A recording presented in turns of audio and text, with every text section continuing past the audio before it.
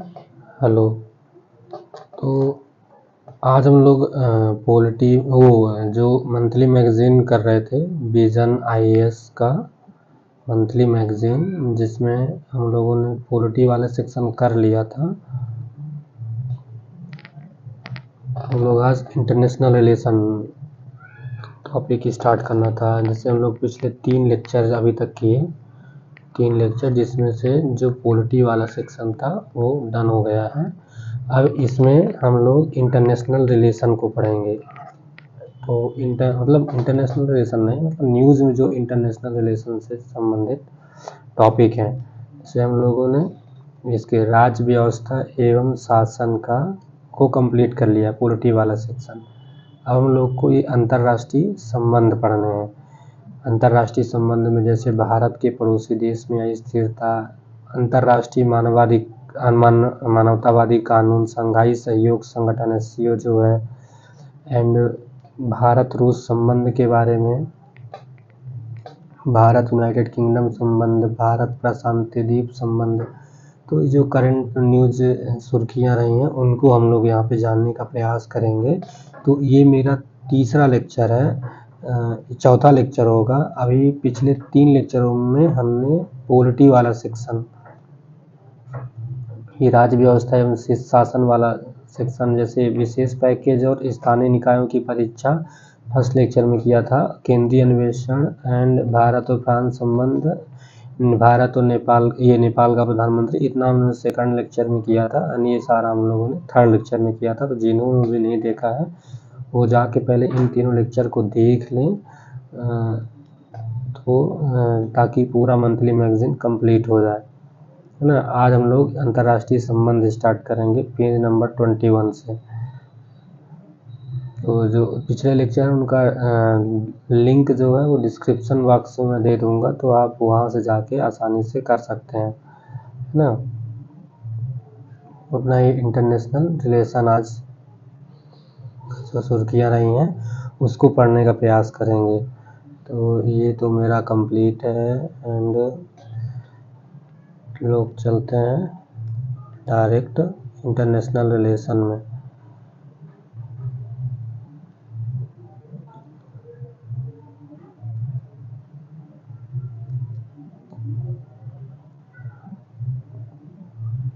ये अंतर्राष्ट्रीय संबंध, इंटरनेशनल रिलेशन, अंतर्राष्ट्रीय संबंध है। इसमें जो पहला टॉपिक है हमारा, भारत के पड़ोसी देश में अस्थिरता।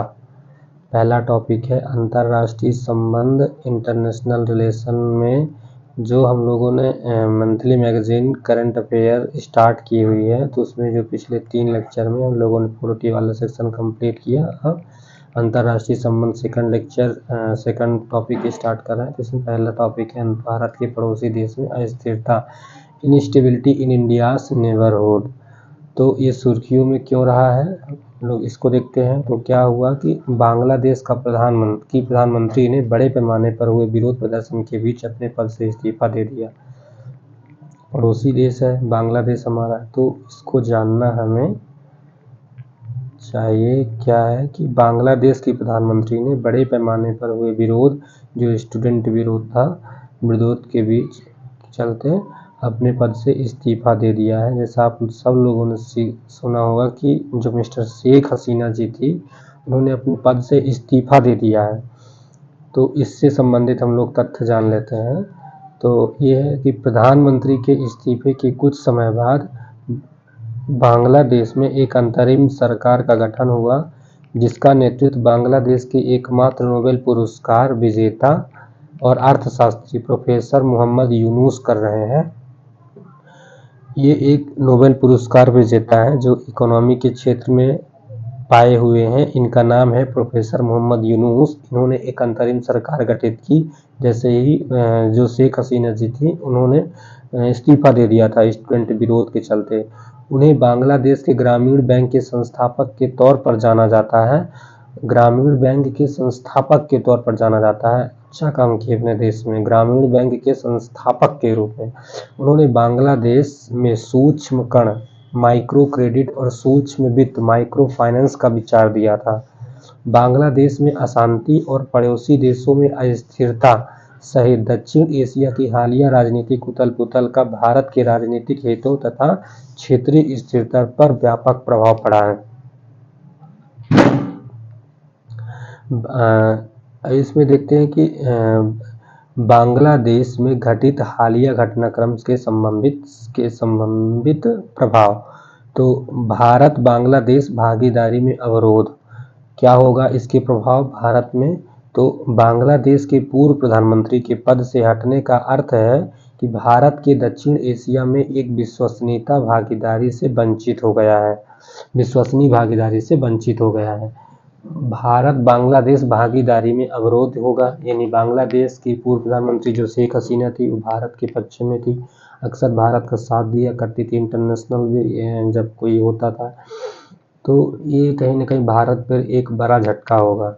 इसमें बांग्लादेश की पिछली सरकार के साथ भारत के मैत्रीपूर्ण संबंध थे और दोनों देशों ने बांग्लादेश से संचालित होने वाले आतंकवादी समूहों से निपटने के लिए मिलकर कार्य किया था।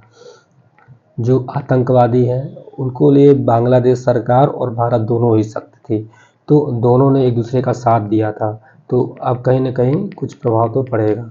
अवैध प्रशासन और जबरन विस्थापन में वृद्धि। बांग्लादेश में अतिवाद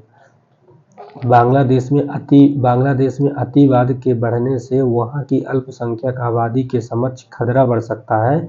इससे वे भारत की ओर प्रवास करने पर मजबूर हो सकते हैं। यह भारत के सीमावर्ती राज्यों पर दबाव डाला जा सकता है जहां पहले से ही संसाधनों की कमी है। ऑफकोर्स जब अस्थिरता आएगी तो वो लोग परेशान होंगे तो देश छोड़ने का प्रयास तो करेंगे, तो उनके समक्ष जो होगा वो भारत ही एक बड़ा देश, जो कि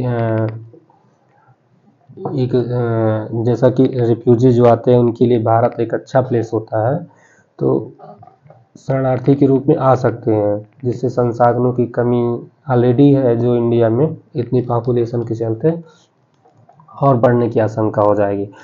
बांग्लादेश की आंतरिक राजनीति में विदेशी शक्तियों का हस्तक्षेप। यदि बांग्लादेश की नई सरकार पाकिस्तान या चीन के साथ गठबंधन करती है तो इससे भारत के लिए सीधा खतरा पैदा हो सकता है।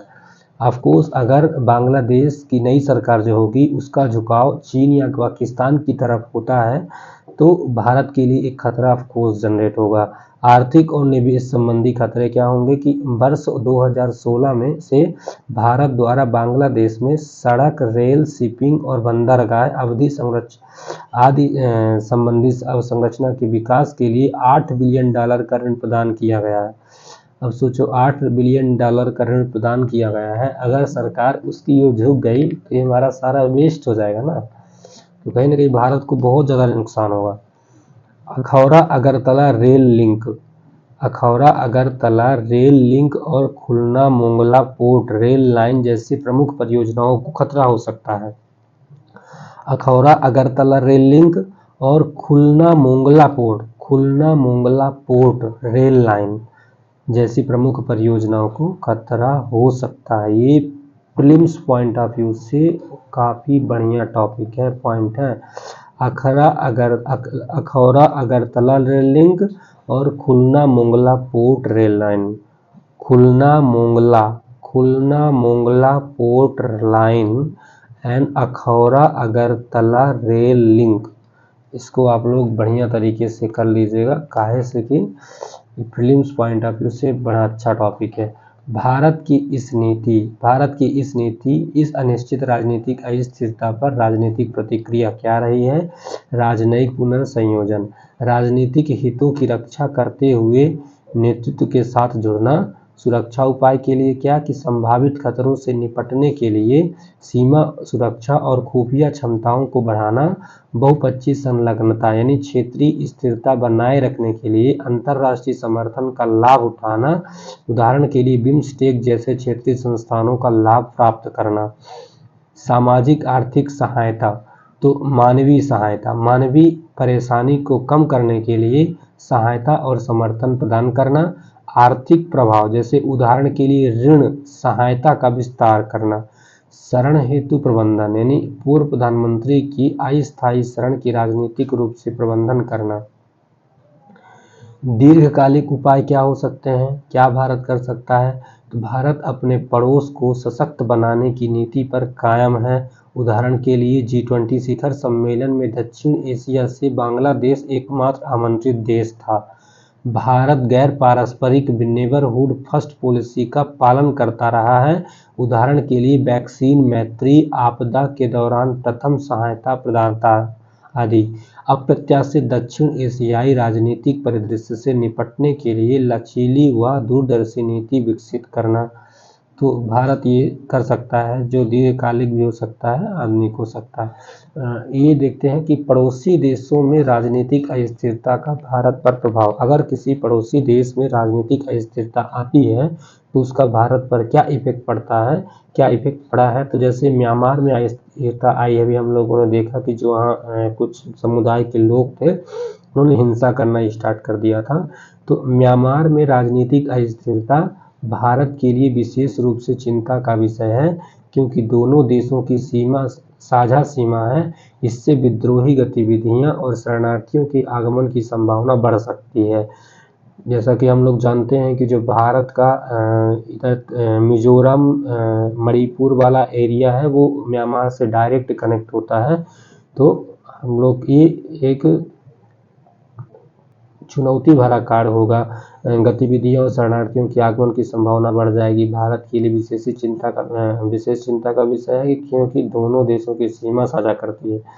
इससे विद्रोही गतिविधियों और शरणार्थियों के आगमन की संभावना बढ़ सकती है। पहले से ही 32,000 से अधिक निर्जाति चिन समुदाय के लोग भारत के मिजोरम राज्य में शरण ले चुके हैं। चिन समुदाय के लोग ऑलरेडी 32,000 लोग मिजोरम में आ चुके हैं। साथ ही हजारों लोग मणिपुर में प्रवेश कर गए हैं, जहां उनके आगमन ने हिंसक निर्जाति संघर्ष को बढ़ावा दिया है। अफगानिस्तान के बारे में देखते हैं कि जो अफगानिस्तान में राजनीतिक अस्थिरता है उसके कारण भारत को क्या चुनौतियां झेलनी पड़ सकती है। तो भारत अफगानिस्तान में अपने निवेश की सुरक्षा को लेकर चिंतित है। साथ ही यह अफगानिस्तान में तालिबान के शासन से जुड़े सुरक्षा संबंधी निहितार्थों को लेकर भी चिंतित है।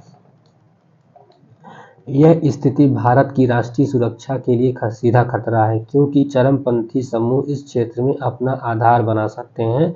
इससे सीमा पार आतंकवाद की संभावना बढ़ सकती है। दूसरा, जैसे श्रीलंका के क्षेत्र में लोग जानते हैं कि भारत के लिए श्रीलंका की अवस्थिति महत्वपूर्ण है, क्योंकि दोनों देशों के बीच घनिष्ठ भौगोलिक और सांस्कृतिक संबंध है।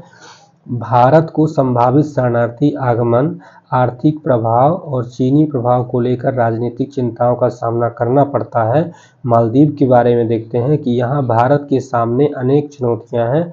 इनमें शामिल है जैसे कट्टरपंथ का मुकाबला करना, मालदीव के हर क्षेत्र में चीनी घुसपैठ से निपटना, हिंद महासागर की सुरक्षा सुनिश्चित करना, मालदीव की अस्थिर आंतरिक राजनीति के बीच राजनयिक संबंधों को संतुलित करना। नेपाल के बारे में हम लोग देखते हैं तो सरकार में बार बार बदलाव तथा बढ़ते चीनी प्रभाव से भारत के क्षेत्रीय हित और जटिल संबंध बन गए हैं।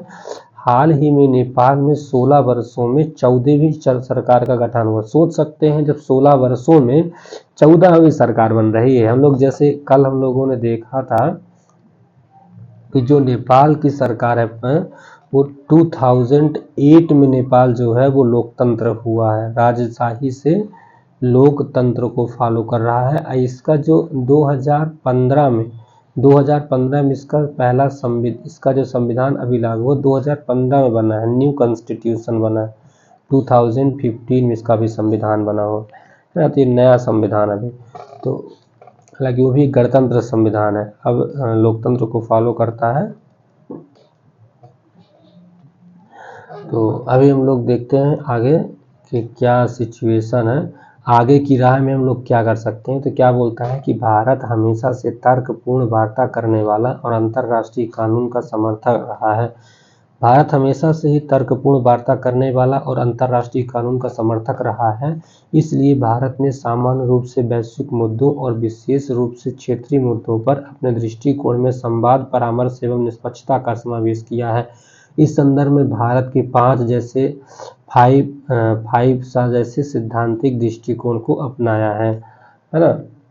अब आगे इसमें देखते हैं कि ये 5 सा दृष्टिकोण क्या है, यानी जो पंचशील समझौता था वो भारत फॉलो करता है। ये पंचशील, एक तो सम्मान, दूसरा है संवाद, तीसरा है सहयोग, चौथा है शांति, पांचवा है समृद्धि। तो हम लोग सम्मान के में कैसा क्या करते हैं इसके बारे में लोग देखते हैं कि भारत को अपने पड़ोसी देशों की चिंताओं को अंतर्राष्ट्रीय मंचों पर व्यक्त करके अपने नेबरहुड फर्स्ट सिद्धांत को और मजबूत करने की आवश्यकता है।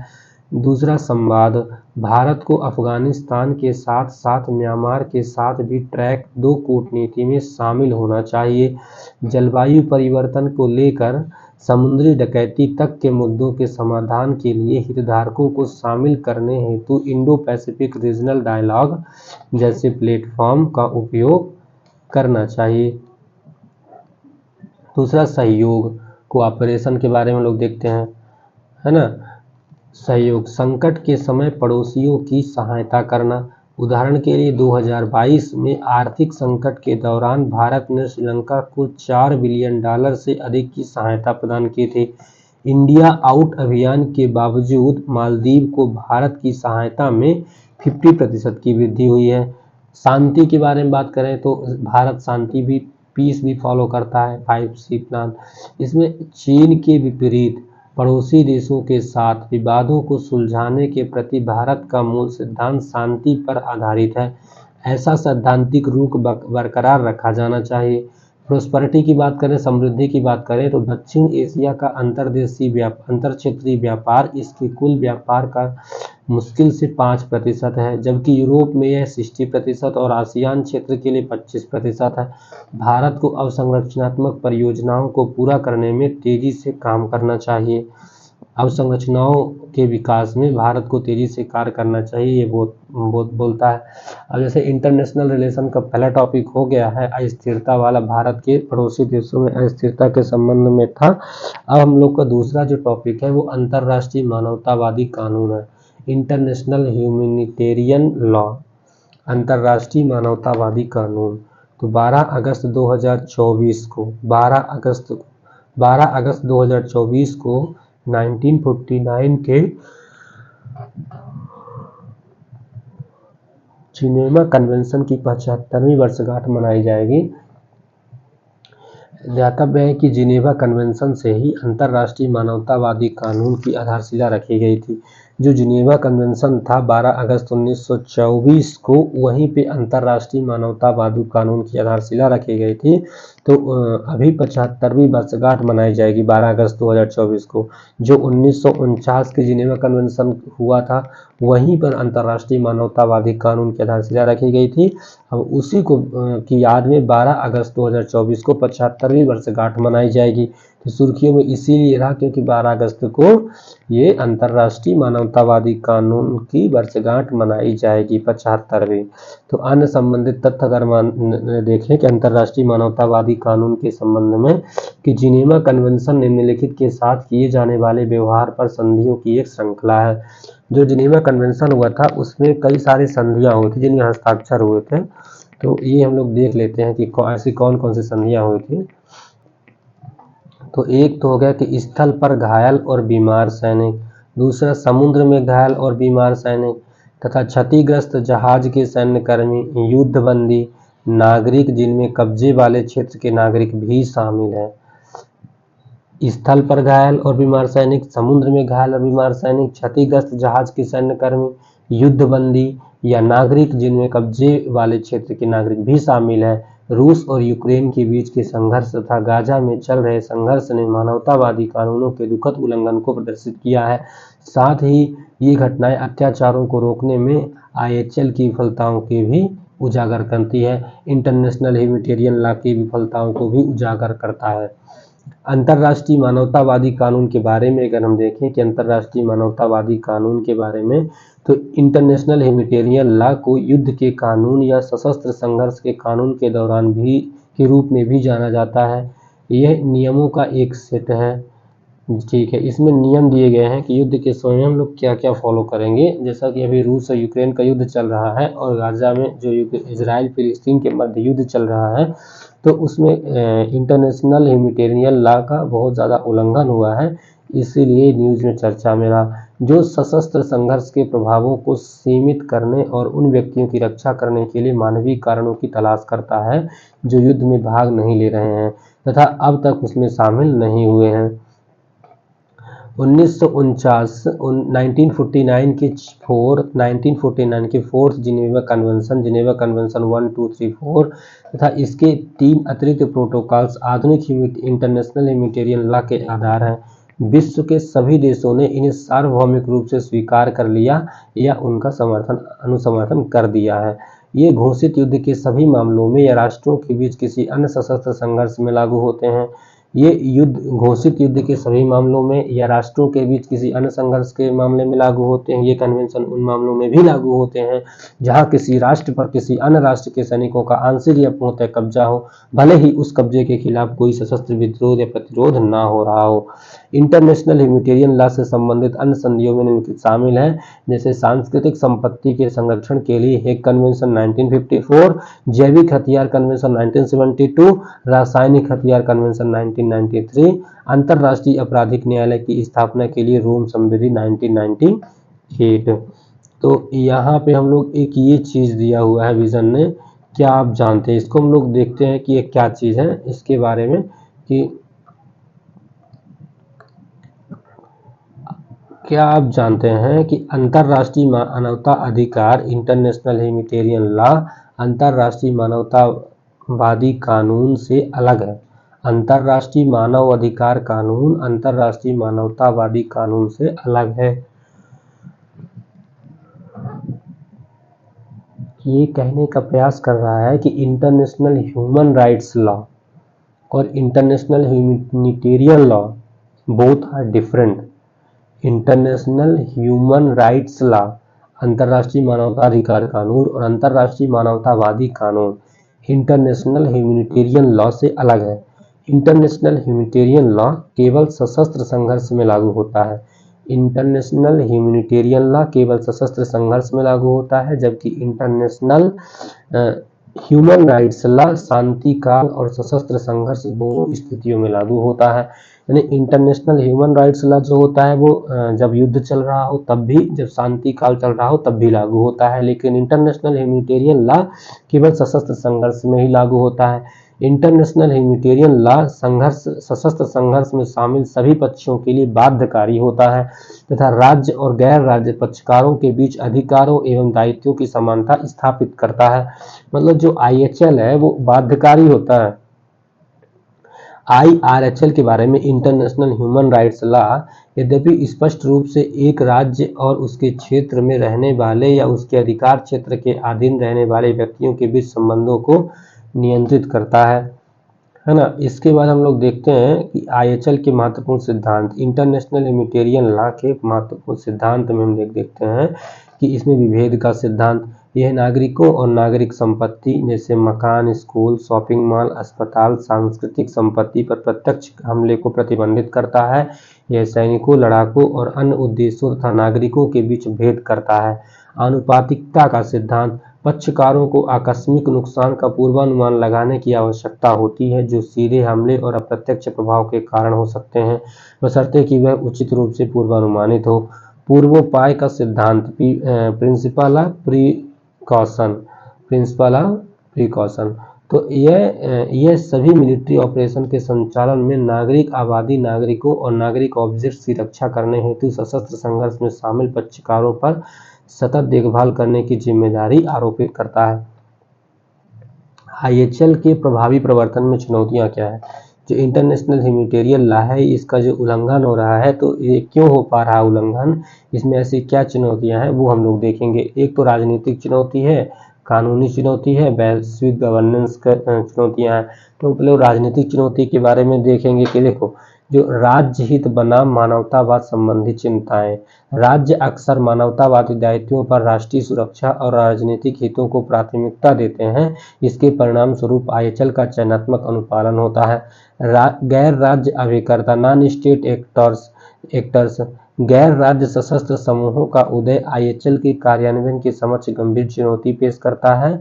ये समूह अक्सर आईएचएल को मान्यता नहीं देते हैं तथा उसका पालन नहीं करते हैं। हम देखिए कानून के बारे में, तो प्रभावी प्रवर्तन तंत्र का अभाव है। कानून की अगर हम बात करें तो प्रभावी प्रवर्तन तंत्र का अभाव है। केंद्रीय प्रवर्तन प्राधिकरण के अभाव के कारण इंटरनेशनल ह्यूमैनिटेरियन लॉ के उल्लंघन पर अक्सर कोई कार्रवाई नहीं होती। मेन कारण तो यही है, इसीलिए तो सब उल्लंघन कर पा रहे हैं। उदाहरण के लिए जैसे सीरियाई गृह युद्ध में रासायनिक हथियारों के उपयोग सहित आईएचएल के कई प्रावधानों के प्रलेख उल्लंघनों के बावजूद की गई कार्यवाही युक्तिसंगत नहीं थी। अधिकारों संबंधी मुद्दे, जैसे राज्य की संप्रभुता का सिद्धांत अंतरराष्ट्रीय क्षेत्राधिकार को सीमित कर सकता है। इससे उल्लंघनकर्ताओं, विशेष रूप से म्यांमार में रोहिंग्या संघर्ष और गैर अंतरराष्ट्रीय सशस्त्र संघर्षों के मामले में को जवाबदेह ठहराने के प्रयास जटिल हो सकते हैं। अगर हम वैश्विक गवर्नेंस की बात करें तो संयुक्त राष्ट्र सुरक्षा परिषद जो यूएनएससी है, यूनाइटेड नेशन सिक्योरिटी काउंसिल है, में वीटो शक्ति। संयुक्त राष्ट्र सुरक्षा परिषद को अक्सर उसके 5 स्थायी सदस्यों को प्राप्त वीटो शक्ति के कारण गतिरोध का सामना करना पड़ता है। इससे आईएचएल के उल्लंघन के मामलों के खिलाफ निर्णायक कार्रवाई में बाधा उत्पन्न होती है। जैसे कि सीरियाई गृह युद्ध के दौरान होने वाले अपराधों का समाधान निकालने के उद्देश्य से कई संकल्प लाए गए थे। इन संकल्पों को अवरुद्ध करने के लिए रूस और चीन ने बार बार अपनी वीटो शक्ति का इस्तेमाल किया था। सीमित समर्थन एवं संसाधन के बारे में बात करें तो शांति स्थापना मिशनों के पास अक्सर विश्व के अलग अलग राष्ट्रों को सीमित समर्थन होता है।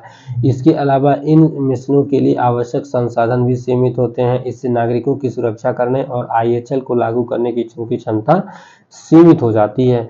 जैसे कि बोलता है कि दारफुर में संयुक्त राष्ट्र मिशन को अपर्याप्त संसाधन और सूडान की सरकार द्वारा लाए गए प्रतिबंधों से जूझना पड़ा था।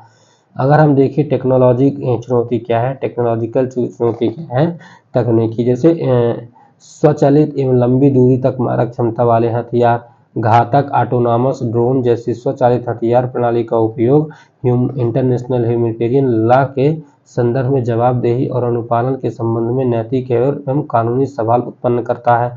साइबर युद्ध के बारे में बात करें तो साइबर स्पेस में इंटरनेशनल ह्यूमैनिटेरियन लॉ को किस तरह से लागू किया जाएगा, ये अभी तक स्पष्ट नहीं है। साथ ही इस संबंध में अनिश्चितता है कि मौजूदा कानून साइबर सुरक्षा संबंधी मामलों पर किस प्रकार लागू होते हैं, मतलब साइबर सुरक्षा वगैरह के बारे में भी निश्चित वो नहीं है। आईएचएल को लागू करने के लिए भारत द्वारा किए गए प्रयास। आईएचएल इंटरनेशनल ह्यूमैनिटेरियन लॉ को लागू करने के लिए भारत ने क्या प्रयास किए हैं, जैसे संविधान का अनुच्छेद जो 51 है, राज्य को अंतर्राष्ट्रीय शांति व सुरक्षा को बढ़ावा देने और अंतर्राष्ट्रीय कानून एवं संधि संबंधित दायित्वों के प्रति सम्मान का निर्देश देता है। सैन्य प्रशिक्षण और जागरूकता, भारतीय सशस्त्र बलों द्वारा अपने प्रशिक्षण कार्यक्रमों में आईएचएल को शामिल किया जाता है। भारतीय सशस्त्र बलों द्वारा अपने प्रशिक्षण कार्यक्रमों में इंटरनेशनल ह्यूमैनिटेरियन लॉ को शामिल किया जाता है। वे अंतर्राष्ट्रीय रेड क्रॉस समिति के साथ कार्यशालाएं आयोजित करते हैं। शांति अभियान की बात करें, शांति अभियान तो भारत संयुक्त राष्ट्र की शांति स्थापना मिशनों में सबसे बड़े सहयोगकर्ता देश के रूप में एक है। ये मिशन नागरिकों को सुरक्षा में महत्वपूर्ण भूमिका निभाते हैं, साथ ही संघर्ष वाले क्षेत्रों में इंटरनेशनल ह्यूमैनिटेरियन लॉ का अनुपालन सुनिश्चित करते हैं। गैर राज्य अभिकर्ता के साथ जुड़ा अगर देखें तो पूर्वोत्तर तथा जम्मू और कश्मीर जैसे क्षेत्रों में मानवतावादी मानदंडों का अनुपालन सुनिश्चित करने के लिए गैर राज्य अभिकर्ताओं के साथ वार्ता करना, है ना। इसके बाद इसके आगे की राय कि हम आगे क्या कर सकते हैं, तो वैश्विक गवर्नेंस बढ़ा सकते हैं। देखो जैसे संयुक्त राष्ट्र सुरक्षा परिषद में सुधार, इससे संयुक्त राष्ट्र सुरक्षा परिषद में सुधार के बारे में कि इससे और अधिक प्रतिनिधित्व बनाने की आवश्यकता है। इसके अलावा बड़े पैमाने पर अत्याचारों और आईएचएल के गंभीर उल्लंघन से जुड़े मामलों में वीटो शक्ति के उपयोग को प्रतिबंधित करना चाहिए, जैसे कि हाल ही में G4 राष्ट्र द्वारा मांग की गई है। क्षेत्रीय संगठनों की भूमिका में वृद्धि, अंतर्राष्ट्रीय रेड क्रॉस समिति जैसी संस्थाओं को आईएचएल को लागू करने में क्षेत्रीय संगठनों जैसे अफ्रीकी संघ, यूरोपीय संघ, आसियान को अधिक सक्रिय भूमिका निभाने के लिए प्रोत्साहित करना चाहिए। अगर हम राजनीतिक के बारे में बात करें तो राष्ट्रीय कानून प्रणालियों को मजबूत करना चाहिए। कानूनी प्रणालियों को मजबूत करना, राष्ट्रों को अपनी घरेलू कानूनी प्रणालियों में IHL को शामिल करने के लिए प्रोत्साहित करना चाहिए। इससे राष्ट्रीय स्तर पर IHL के उल्लंघनकर्ताओं पर मुकदमा चलाना आसान हो जाएगा। गैर राज्य अभिकर्ता को शामिल करना, जैसे गैर राज्य अभिकर्ताओं द्वारा मानवतावादी मानदंडों के प्रति सम्मान सुनिश्चित करने के लिए औपचारिक मानवतावादी प्रतिबद्धता यानी डीड्स ऑफ कमिटमेंट पर हस्ताक्षर करने हेतु प्रोत्साहित करना चाहिए। डीड्स ऑफ कमिटमेंट एक औपचारिक और मानवतावादी प्रतिबद्धता के इस पर सशस्त्र गैर राज्य अभिकर्ता और औपचारिक रूप से मानवतावादी मानदंडों का पालन करने के लिए अपनी सहमति व्यक्त करने हेतु हस्ताक्षर करते हैं।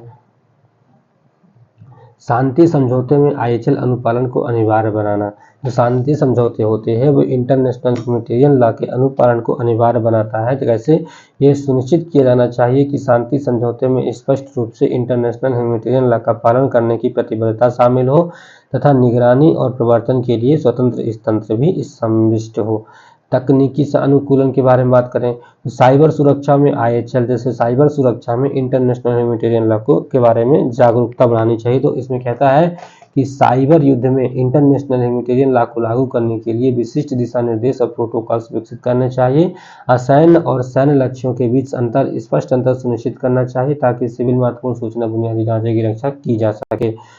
आवश्यकता स्वचालित हथियारों का विनियमन के बारे में, स्वचालित हथियार प्रणालियों के विकास और उपयोग को अंतर्राष्ट्रीय स्तर पर विनियमित करने की आवश्यकता है। इससे सुनिश्चित हो सकेगा कि इंटरनेशनल ह्यूमैनिटेरियन लॉ सिद्धांतों विशेष रूप से विवेकीकरण और अनुपातिकता से संबंधित सिद्धांतों का अनुपालन कर सके।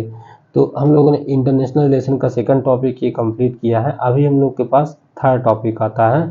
थर्ड टॉपिक है संघाई सहयोग संगठन, जो SCO है, संघाई कोऑपरेशन ऑर्गेनाइजेशन। तो एक्चुअली में आज हम थोड़ी सी घूमने जाने का प्लान बना रहे हैं। तो मेरे दोस्त लोगों ने कॉल किया है, तो अभी हम लोग आज के लिए इतना ही रखते हैं। नेक्स्ट लेक्चर में हम लोग इसको ख़त्म करेंगे, IR को, जो IR से संबंधित न्यूज़ सुर्खियाँ उसको हम लोग नेक्स्ट सेशन में ख़त्म करेंगे। तो आज के लिए इतना ही। और जो इसकी PDF चाहिए उसके लिए आपको मेरे टेलीग्राम लिंक में जुड़ना होगा, ज्वाइन करना होगा। टेलीग्राम लिंक मैं डिस्क्रिप्शन में डाल दिया हूँ, आप वहाँ से टेलीग्राम में जुड़ सकते हैं। और उसमें मैं और सारे कंटेंट डालूँगा जिसमें आप क्विज कंपटीशन भी उसमें चालू करूँगा, टेस्ट सीरीज भी लाऊँगा। तो आप उसमें जुड़ के आप अपनी तैयारी को बेहतर कर सकते हैं, है ना। Okay, so thank you so much for watching my video. So let's go.